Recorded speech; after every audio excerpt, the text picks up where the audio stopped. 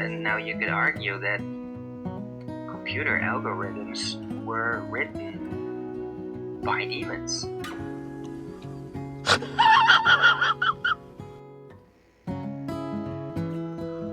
But if you can get control over that, then you can even go as far as turning your computer into a familiar.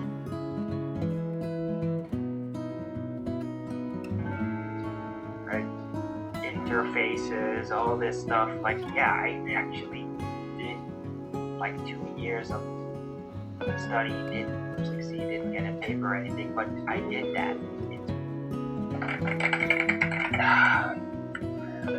It's annoying. Well, dude, you can literally like heal or lift somebody up spiritually with like resonance tech.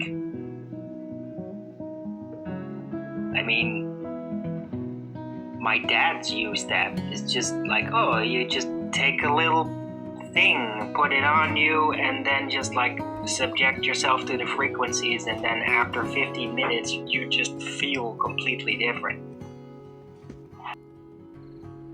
You are a sad, strange little man. You have my pity. Farewell.